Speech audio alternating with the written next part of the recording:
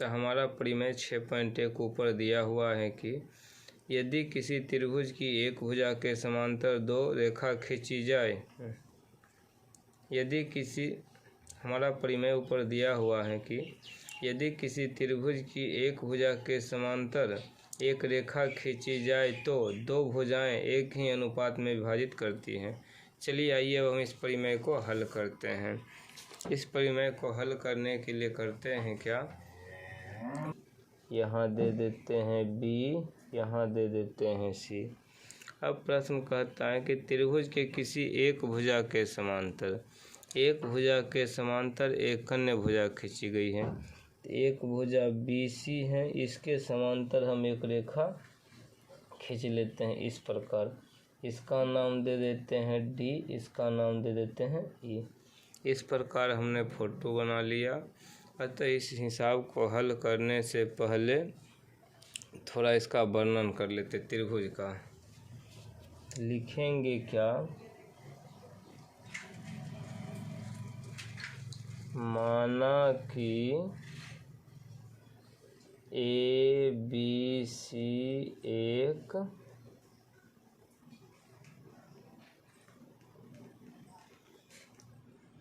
त्रिभुज हैं जिसमें भुजा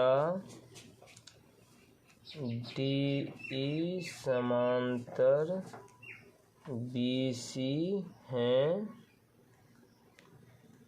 तथा बिंदु D और E क्रमशः त्रिभुज की AB और AC पर हैं। तो नीचे लिखेंगे सिद्ध करना है। चलो देखते हैं हमें सिद्ध क्या करना है।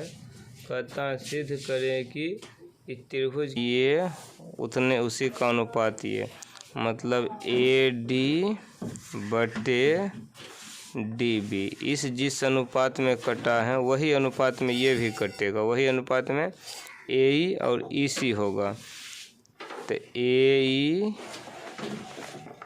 बटे EC, ये हम इसको सिद्ध करने से पहले हम अब फोटो को पूरा करते हैं। लिखते हैं बनावट।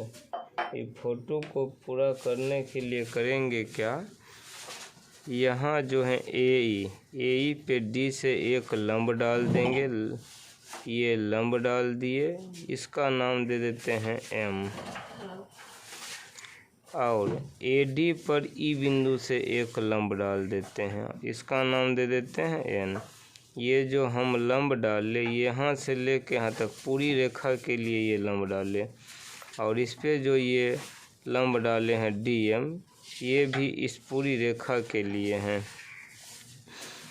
अब और करेंगे क्या, ये BE और CD को मिला देते हैं। इस प्रकार हमारा फोटो बनकर तैयार हो गया। तो बनावट में लिखेंगे क्या, NE लंब AD तथा DM लंब AE डाला तथा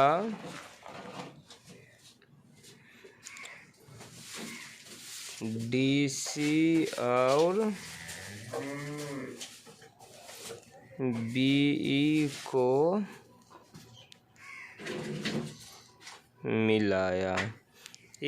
इस प्रकार हमारा फोटो का वर्णन हो गया। एक प्रकार से जो पिक्चर बना है, इतना तक उस पिक्चर का ही वर्णन किए हैं, हिसाब अभी कुछ नहीं इसको हल किए हैं। अब चलते हैं इसको हल करने के लिए। तो इसको हल करने के लिए लिखेंगे क्या, प्रमाण।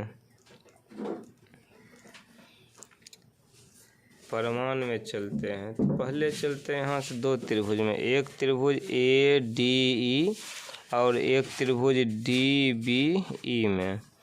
तो चलते हैं त्रिभुज ए डी ई और त्रिभुज डी बी ई में हम लिखते हैं एरिया ऑफ त्रिभुज ए डी ई बराबर बटे एरिया ऑफ त्रिभुज ये त्रिभुज डी बी ई बराबर, यहाँ से ये काट देते हैं, यहाँ लिख देते हैं त्रिभुज का क्षेत्रफल होता है 1/2 गुने आधार गुने ऊंचाई।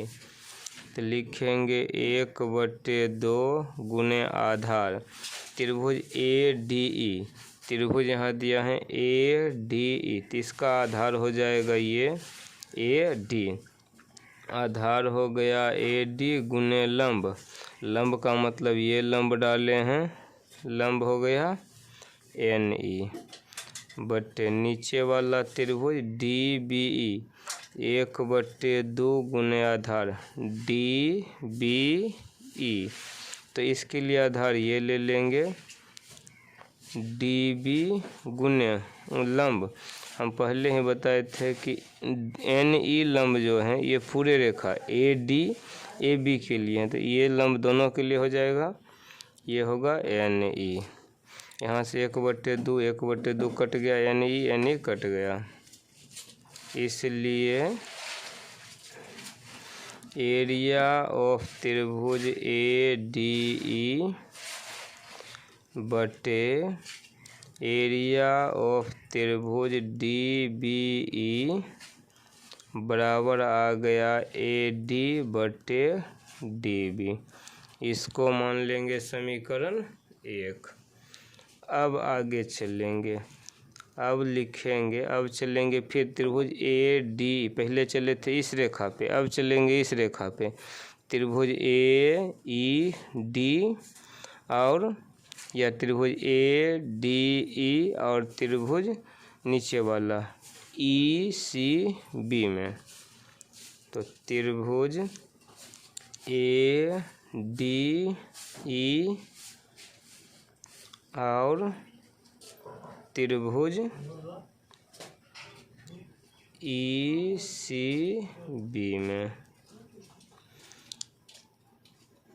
लिखेंगे एरिया ऑफ त्रिभुज ए डी ई बटे एरिया ऑफ त्रिभुज ये ई सी बी बराबर, त्रिभुज का क्षेत्रफल भी तुरंत बताएं, होता है 1/2 गुने आधार, पहले त्रिभुज यहाँ क्या है ए डी ई, तो ए डी ई में एक बार आधार ये लिए थे, अब ये साइड वाला आधार लेंगे ए ई, आधार ले लिए ए ई गुने लंब, लंब इस पे ये डाला है, लंब डाल दिए हैं डी एम बटे नीचे वाला सी ई सी बी, ई सी बी में 1/2 गुने आधार, आधार का मतलब होगा नीचे वाला ई सी गुने लंब, ई डी एम लंब जो है ये पूरे रेखा के लिए है, तो ये लंब हो जाएगा डी एम, 1/2 कट गया, डी एम कट गया, इसलिए आ गया एरिया ऑफ त्रिभुज ए डी ई बटे एरिया ऑफ त्रिभुज ई सी बी बराबर ए ई बटे EC। ये हो गया हमारा समीकरण 2। लिखेंगे चूँकि त्रिभुज DBE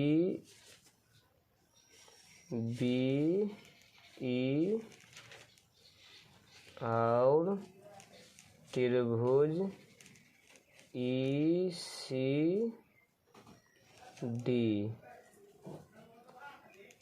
एक ही आधार